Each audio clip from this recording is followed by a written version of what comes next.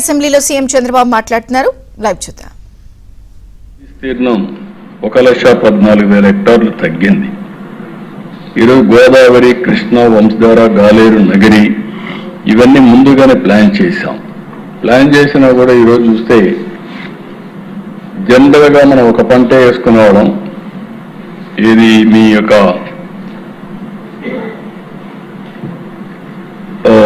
సోమశిల.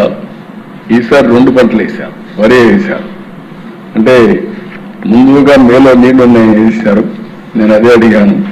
అదే కానీ డ్రై వేసుంటే 2 పంటలు మనకు వచ్చేటి.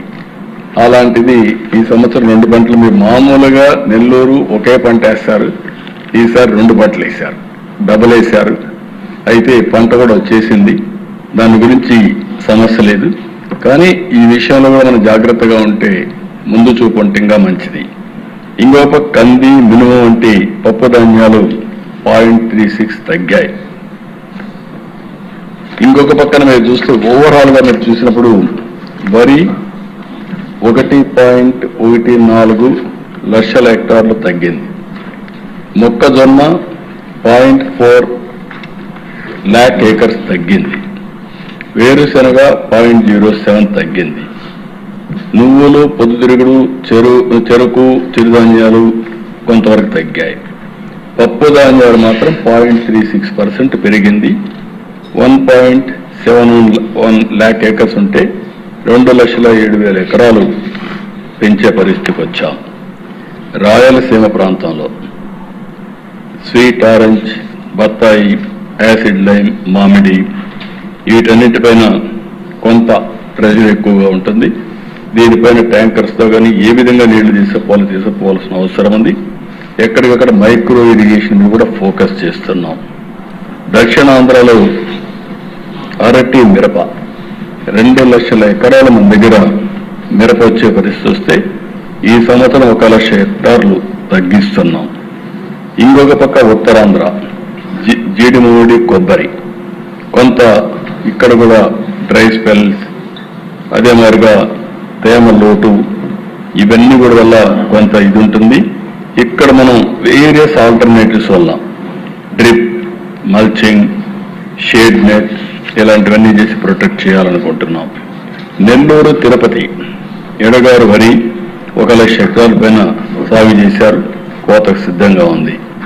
కర్నూలులో ఉల్లి కూడా ఈ సంవత్సరం కొంత తగ్గే పరిస్థితి వస్తుంది. కృష్ణా, గోదావరి ఇక్కడ నేను ఒకటే కోరుతున్న ఎక్కువ ఎమ్మెల్యేస్ ఉందండి, మీరు తొందరపడిపోయి మళ్ళా వరి పంట వేస్తే పులిచెంతల్లో నీళ్లు లేవు, గోదావరి నీళ్లు ఆగిపోతే పంట నష్టపోతాం. ఆ విషయం అందరూ గుర్తుపెట్టుకోవాల్సిన అవసరం ఉంది. ముందు జాగ్రత్తలు తీసుకోవాల్సిన బాధ్యత కూడా ఉంది. ఇంకొక పక్కన ఎంత మైన్యూట్గా వెళ్తున్నామంటే RSK వారిగా రిస్క్ మ్యాపింగ్ చేశాం. మొత్తం 8,489 రైతు సేవా కేంద్రాలుంటే ఇందులో హై రిస్క్ వచ్చి 1,357, మోడరేట్ రిస్క్ వచ్చి 2,077.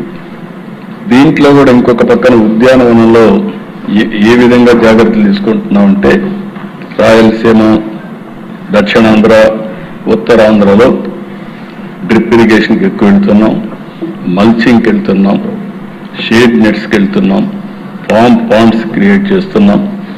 ఈ విధంగా వేరియస్ ఇన్నోవేటివ్ మెథడ్స్ పెట్టి ఒక 58,000 హెక్టార్లో సూక్ష్మ నీటిపారుదల అంటే మైక్రో ఇరిగేషన్కి వెళ్తున్నాం.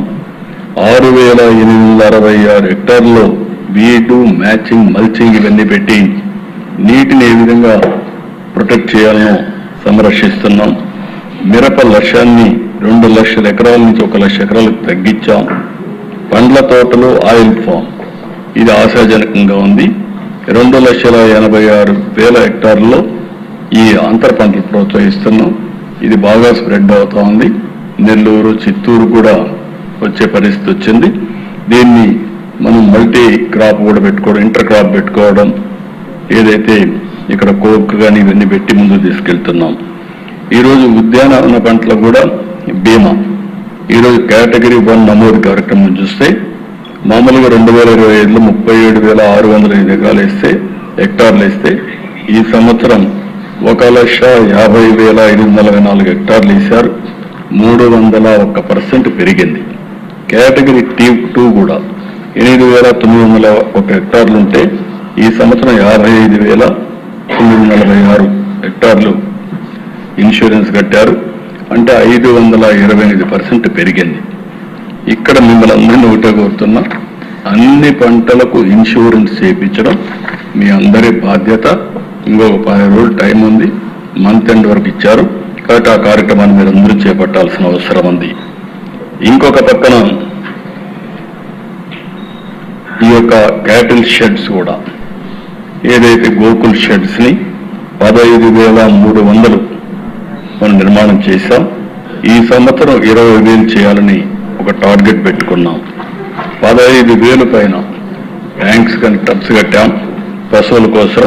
అవన్నీ మెయింటైన్ చేయాల్సిన బాధ్యత. ఒకసారి క్రాస్ చెక్ చేసుకొని ఎక్కడ చూసినా మళ్ళీ ఎండాకాలం కూడా నీళ్లు ఉండే విధంగా మీరు చూడాల్సిన అవసరం ఉంది. ఎక్కడికక్కడ మన ఎకానమీ కూడా మనం ఒకసారి చూస్తే హైయెస్ట్ ఇది వచ్చేది ఆదాయం వచ్చేది జిఎస్టిపి డైరీలో వస్తుంది, లైవ్ స్టాక్. దీన్ని ప్రతి దగ్గర 1,80,000 కోట్ల రూపాయలు మనకు ఆదాయం వచ్చే జిఎస్టిపి లైవ్ స్టాక్ లో వస్తుంది. దీన్ని ప్రొటెక్ట్ చేసుకోవాల్సిన అవసరం ఉంది. దీనికోసం ఈ సంవత్సరం గడ్డి విపరీతంగా పెంచాలనే ఉద్దేశంతో ముందుకు పోతున్నాం. దీంట్లో కూడా మనం ఒకటే గుర్తుపెట్టుకోవాల్సిన అవసరం ఉంది. మీరందరూ ఎక్కడికక్కడ నేచురల్ ఫార్మింగ్, అందులో కూడా టెక్నాలజీ మీరు చూసి పిఎండిఎస్ వల్ల 15 కిలోలు 30 రకాల విత్తనాలు 11 జాతులకు చెందిన విత్తనాల్ని మార్చి నుంచి